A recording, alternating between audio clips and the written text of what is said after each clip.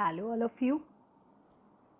Today we will show that root 5 is irrational. Root 5 हमें सबको पता है कि एक इरेशनल नंबर है, but we have to prove this. तो ये प्रूव करने के लिए पहले हम एक एजम्पशन ले लेते हैं. कभी कभी डायरेक्ट अगर हम किसी चीज़ को प्रूव नहीं कर पाते कि ये चीज़ इरेशनल है, तो हम उसको मान लेते हैं. Let us assume that root 5 is rational. हमने मान लिया कि रूट 5 क्या है, एक रेशनल है. हमें इरेशनल प्रूव करना है, लेकिन हम ये मान के चल रहे हैं कि रूट 5 एक रेशनल नंबर है. Then for two integer a and b we can write as, अगर दो इंटीजर हैं a और b और दोनों को प्राइम नंबर हैं, तो क्या हम अगर ये रूट 5 अगर रेशनल नंबर है, तो इसका मतलब हमें पता है ना, a rational number can be converted into p by q form. It means root 5 is equal to a by b. b is not equal to 0. b is not equal to 0. And where a and b are co-prime numbers. a and b co-prime number है. co-prime number क्या होता है कि they have no common factor. तो ये बात आपको clear हो गई कि रूट 5 को हमने पहले अज्यूम किया कि ये एक रेशनल नंबर है. Root 5 is a rational number. फिर इसे हमने a बाय b के इक्वल रखा और q इक्वल रखा, because rational number can be converted into p by q form. और क्योंकि ये एक फ्रैक्शन है, तो फ्रैक्शन में आपको पता है डिनोमिनेटर कभी ज़ीरो नहीं होता. दैट्स वाई वी एज्यूम कि b is not equal to zero. और a और b को प्राइम नंबर हैं. को प्राइम नंबर होंगे तभी ये प्रॉपर फ्रैक्शन बनेगी ना. तो it means they have no common factor other than 1. Coprime number का मतलब होता है कि they have no common factor other than 1. तो अब देखिए, जब अगर हम क्रॉस मल्टीप्लाई करेंगे तो b जो है मल्टीप्लाई हो जाएगा 5 से. क्रॉस मल्टीप्लाई, तो ये हो गया root 5b is equal to a. Got it. Now squaring both side, दोनों साइड को स्क्वायर किया, तो रूट 5 का क्या हुआ, 5 और b का b स्क्वायर आया और a का a स्क्वायर. तो we got this equation and we write it as 1. ये फर्स्ट इक्वेशन आ गई. अब हमारे पास क्या आया कि 5b square is divisible by 5. 5b square is divisible by 5, so a square can be divisible by 5. अब ध्यान से देखो, जब left hand side right hand side के इक्वल है, here left hand side is equal to right hand side, और अगर left hand side 5 की मल्टीपल है, तो इसका मतलब राइट हैंड साइड भी 5 की मल्टीपल होगी. तो अगर ये यहाँ पे 5 मल्टीप्लाई हो रहा है, तो a स्क्वायर भी 5 से डिवाइड होगा. क्योंकि अगर मैं दोनों साइड को 5 से डिवाइड करूँ, ये देखो 5, तो यहाँ तो 5 से 5 कट जाएगा.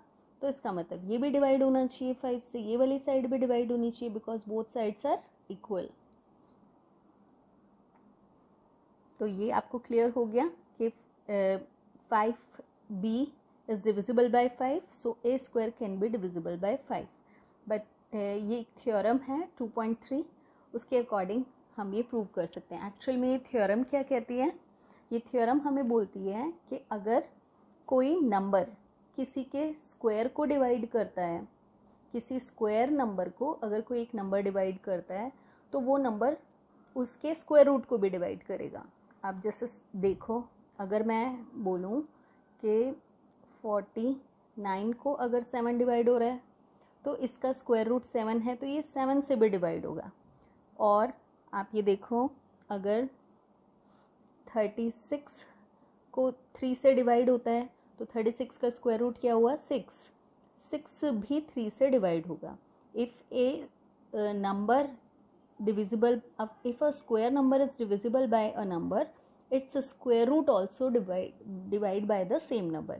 तो इसीलिए यहाँ आपने देखा था कि अगर a स्क्वायर उस नंबर से डिवाइड हो रहा है, तो a भी उस नंबर से डिवाइड होगा.